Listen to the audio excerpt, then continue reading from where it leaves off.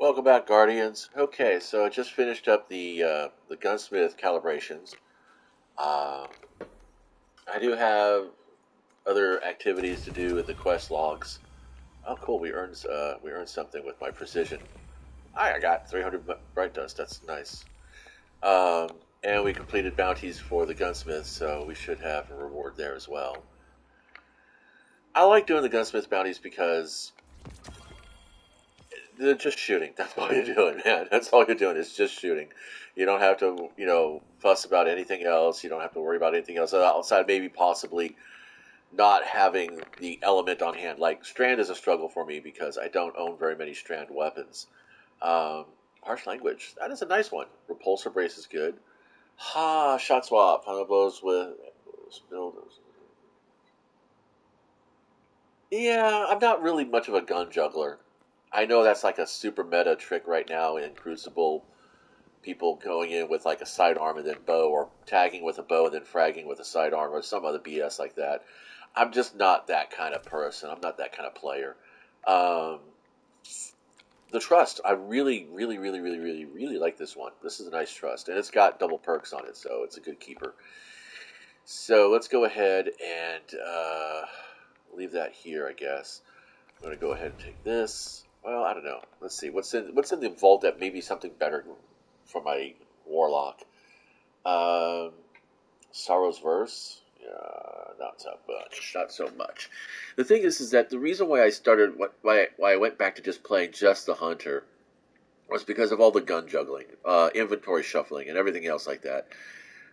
Which I mean, ultimately is not that big of a deal. But the thing I started thinking about recently is, am I wasting my time even playing Destiny? Because I have fun playing it, but I'm not really playing it. You know what I'm saying? It's like, according to Bungie and the community at large, if I'm not doing raids or grandmasters or legendaries of anything, I'm not pushing. If I'm not pushing my characters' skills and abilities, to their maxed out levels, if I'm not collecting all the shit in here, am I even playing the game? And I don't think I am. I don't think I'm wasting my time. I'm not playing the game way everybody else is playing it, perhaps, but I don't think I'm wasting my time. And I feel the same way about that when I was skateboarding, because when I got into skateboarding, it was because my brother also got into skateboarding, and we kind of more or less did things like that. Um, if he got into miniature wargaming, I got into miniature wargaming. I got into D&D first, and then he got into D&D. I got into cooking, and then he, got into cooking. And that's kind of the way, communities work, is that they teach each other and inspire each other to do, to do these skills and, learn these skills and do these things. And, uh, and he immediately went full hardcore into skateboarding. I mean, he was missing classes and coming in at 2 a.m. and was like, going nuts, learning all these tricks. And like, I mean, the guy was pretty good on a skateboard, to be honest. Whereas I was really very comfortable just street skating, just, learning a few utility tricks. That's who I am. I learned a few utility tricks like, the ollie, uh, rail sliding, and things like that. My phone is blowing up here, kids. Give me a minute.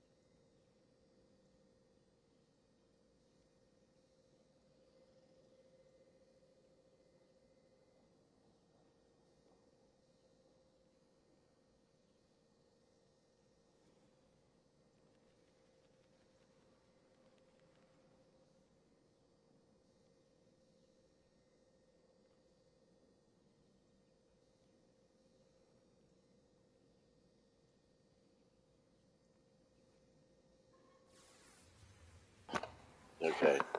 So, okay, so we got that. We're past that now. All right. So what was I talking about here? Oh yeah. So skateboarding. So again, like everything I do, I learn the fundamentals. I isolate the utilities out of that skill set that I know I'm going to be using the most, and then I practice and evolve and develop on that stuff. And I'm not a slow learner, but I like to take my time in making sure that I understand completely all the process before I do any kind of like augmentation or adaptation or anything else like that or improvement. So very quickly, very quickly, my skate group and his skate group separated. His group was like, taking on half pipes and, swimming pools and skate parks and stuff like that. My group was, cruising down to the 7-Eleven or the 99-cent burger stand and, going crazy with some food and then, you know, grinding some parking blocks or I mean, grinding around street curbs, parking blocks, rail sliding, doing ollies. I did do some launch ramp stuff, but I wasn't doing like I wasn't pulling any like tricks. You know, the one and only time that I tried to do a flip off of a launch ramp, not a full body flip, but just a board flip, I nearly ended up not being able to have kids. It was, I mean, it was the nut shot of all nut shots for me, and it really kind of opened my eyes and said, okay, as much as you may have the desire to free climb half dome, you're probably not made for that kind of thing. And I don't know what you call that. It's not pragmatism or anything like that. I think that's just being smart or being honest. It's actually I can be very honest with myself, and other times I can be like, no, I can do this, and then you know wake up a half hour later, wondering where the fuck I was. Um, so I don't think I'm wasting my time in Destiny, but I do think that I'm spending probably more time in it versus what I want out of it than I really should be doing. I should be thinking about things like uh, instead of gun juggling and all that kind of fun stuff, I should be thinking about things like, what can I do to enhance my experience in Destiny, and as far as the activities, excuse me, and as far as the activities that I'm playing and the way I want to engage in the game. I mean, I haven't played with anybody from my clan or even my friends list in a couple of months, in a few months actually. And I'm not upset about that or disappointed by that, but it is telling that, the group in itself is actually kind of like, going its own way. There's part of us that are going in whole hardcore and skateboarding those exclusive skate spots, and then there's my group who is just happy to fucking patrol. And I think that's really really important that if you can understand that about yourself and know where you are and where your capabilities can keep you. It's not where they can get you, it's where you can stay, because that's something else that I've learned over the last couple of few years. I've been playing Raid Shadowlands for the last 3 years, and because I'm a free to play account, because I choose not to spend money on something I won't own, I have hit the paywall, as I call it. And paywall for me in Raid Shadowlands, because it is going to be different for everybody based upon their so-called luck. Um, and that luck is not just in the champions you pull, but in the artifacts you can get. I could get 100 artifacts, and maybe one or two of them will actually be considered mid-game artifacts. Maybe 10 of them would be considered viable early game artifacts, and absolutely zero of them are end game artifacts. And I am paywalled just a little bit past the mid game's opening part. Mid game in this game is about level 13. There's 20 levels in all the dungeons, 25 levels in all the dungeons, and there's a normal and a hard mode. And the paywall for me is about level 13 normal. Or if I go to the campaign, which is, I think I'm on brutal right now. I'm halfway through Nightmare. Nightmare, final stage Nightmare is end game, and then there's Doom Tower stuff. I'm still on normal Doom Tower. I'm not even on hard Doom Tower, and I can get to about the 40th floor, which there's 100 floors, 120 floors. So you can tell, you get a sense, And but I could get higher levels, and I have gone higher levels. Like in Arena, I've gotten to gold 3, but staying there, I don't have the resources. I don't have the time. I don't have the champions. I don't have the artifacts to build a defensive team to keep me in gold 3. Invariably, after even a day's worth of not playing, I slide all the way back down to the silver 4, which is the step before gold 1.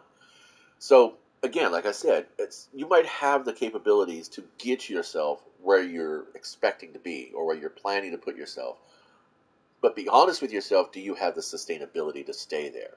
Like in Destiny, when we used the early game Destiny back in D1, we talked about we treated everything in this game just like an MMORPG. You had a tank, you had a damager, and you had a healer, or the buffer debuffer, and that was tank titan, damager hunter, healer, warlock, and we talked about sustainability. We talked about sustainable attacks, DPS, damage per second. Um, and I love the fact that everyone just calls it a DPSer, and that's just damage per seconder. Grammatically, it doesn't make any logic, but that's like everyone went around calling facial tissue to be Kleenex. But yeah, we call TP TP. Even though I think the Charmin is like the main brand right now here in the United States, so it's like, why don't we call it? I need some more Charmin. I got to shove a wad of Charmin up my ass. No, we call it TP, toilet paper. So, but yeah, saying facial tissue is just Kleenex is faster. Facial tissue, Kleenex. Yeah, it's about syllables faster. But anyway, so when we talk about when my group was doing raids, when I was the hardcore hardboard skateboarder, that's something I'd write that one down. Are you hardboard? I am hardboard. I need something shiny. Okay. I have these really cute little like craft stationery boxes that my wife picked up for me, but they are this uh, smoky charcoal translucent plastic, and I can't see what's inside them. So if I have like a stack of 6 of these on the shelf, unless I label them, which I don't want to go through that because I swap around my inventory constantly. I am constantly fiddling with my art supplies and their arrangement, and it all flows towards whatever project I'm working on. But anyway, point being, uh, I have this one that I use as kind of like a whiteboard for quick notes with a dry erase, and then I just transfer it, forget it, or whatever. So writing, that's what that noise is in the background. Yeah, you like that? No, I guess not. So yeah, when we were skateboarding hardcore in Raid Destiny 1, it was like I knew then during the handful of raids that we were doing towards the end of the game's first chapter, really, uh, or volume, that I did really good as a hunter. Um and back in that time, my name was Hakobot, and I only changed it recently because somebody actually pointed out several people pointed out many times that the only reason why they were teabagging me or targeting me is they thought I was a hacker, and I was like, no, I'm not a hacker. And I told them why I chose the name Hakobot. Hako means box, and bot means robot, which is Slavic for servant or slave too. Um, and so slave to the box, and you can draw all the inferences you want for that, but I sculpt in cubism. My sculptures are very, very cubist. So, I like to deal with the box. I think playing with the box is really fun. And at the time, also, the box was also the console. Now, I mean, technically, the PlayStation 5 is still a box. It's just a really, really fancy looking one. Uh, but anyway, so there used to be a phrase in raids when myself and one or two other of my group would go LFGing. They would look at the guys who we were recruiting would look at my kit and go, "Is he going to be okay?" And somebody on my side would pop up and say, "Oh, don't worry, Hako don't die." And I'm like, "Yeah, I don't. I die very, very infrequently. In fact, I will probably be resurrecting you guys more than you will be me." And I wasn't saying that as a flex or anything like that. It was just a matter of fact that the way I played my hunter in Destiny, I did not take unnecessary risks because the more uptime my character had, the more damage I was dealing per second. And that was my whole point. So learning those utilities as to what keeps me doing the thing I'm doing and not having to risk, downtime. And that's kind of the way, I've always been, both in games and in life, is, figure it out, approach it, learn the utilities, and if I can master the cores, the fundamentals, and really not necessarily master, because I mean, I don't see myself as master of anything, but really manage and been able to manipulate the utilities of this activity you're doing, these things that keep you on uptime, um, and then find out, can I sustain this? And in raids, you got to be able to sustain yourself. You got to be focused and engaged. I mean, I've heard of some really amazing records in raids, but my average experience is about 90 minutes, regardless of who I play with or how I've equipped my character or what even raid we're doing at whatever level we're doing. My average is about 90 minutes, and I don't know that I'm the factor that creates that length, because nobody else in the group complains. In fact, I did a 90-minute raid a while ago, and one of the kids that was playing with us was like, "Wow, that's the fastest I've ever done this raid." And I'm like, "Wow." I'm not surprised, but believe me, wow.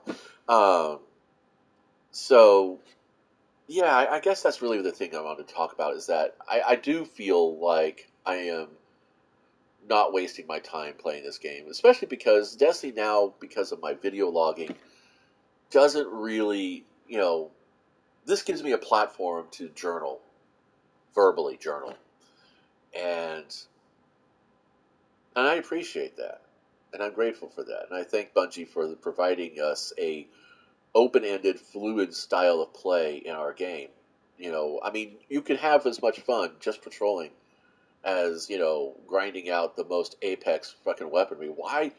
But and why do you do that for? So that you can have the most so you can get even more apex weaponry later on, and that progression is fine and everything like that. But when I sit down to play a game of chess, checkers, or Warhammer 40K, I don't get any experience points off that unless I'm playing in a league and an actual campaign with some friends.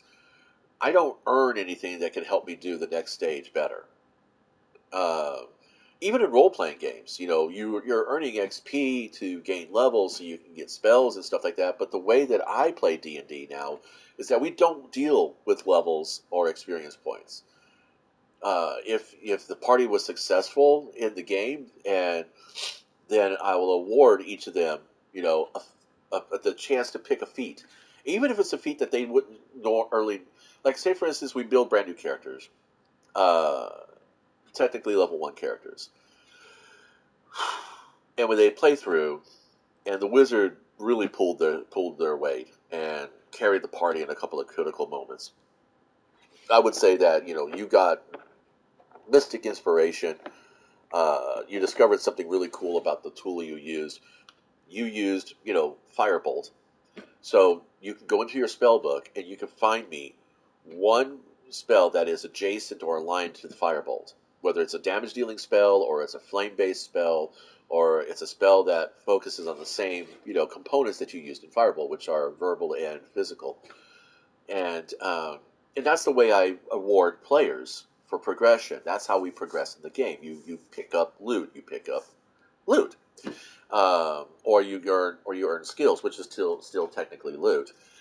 And it doesn't build for a very unbalanced game, because the players are like, well, yeah, I could totally go god mode before everybody else if I wanted to, but then how is that going to be fun for everybody else? So we play very, very not restrained, but the way we play it is kind of fun. It feels like a natural environment for everybody under the system, rather than saying you got 3,000 XP. There's a level, and that's still fun too. I mean, when I do the old classic dungeon crawl styles, like we go through the chaos mounds of chaos or uh, the Underdark, then it's a point by point crawl. Then yeah, obviously you're going to want to level up and gain weaponry and treasure and stuff like that. That's how you build your XP and stuff. Um, and that's really just like playing Hero Quest and Theater of the Mind kind of game, and those are fun too. So, like I said, there's a place, there's a time you'll want to do that progression kind of gaming, and then there's a time where you just want to do the immersion gaming, and Destiny provides both of that. And this is like I was saying, just to wrap this point up because I'm well over the 8 minutes. I think now I'm getting close to that wet spot for YouTube.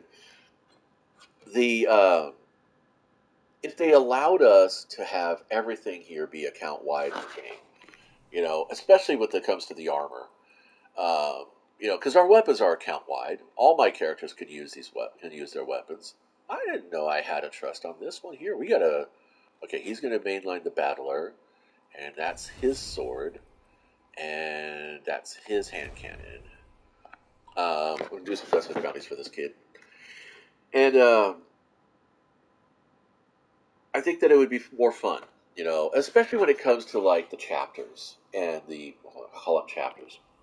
When it comes to the seasonal content, uh, if I unlock something on a character, it unlocks for all the characters. That way, I could just get in and do the activity and have fun, and not have to go through this tutorial mission. Basically, is what it is. Bungie is really big about their tutorial missions, and I really don't mind it. But I mean, sometimes I don't really feel like paying more of my time for something I've already done before. Now, I know this is probably to discourage people from flipping characters, because there are certain exploits in the game that if you flip a character, you get a certain resource. Uh, but now that they've changed so much about what those resources are and how the seasons operate, you don't really benefit from flipping a character anymore. So there's no point in having everybody have to slog through the same opening scene for each of their three characters. Just go ahead and do it for once.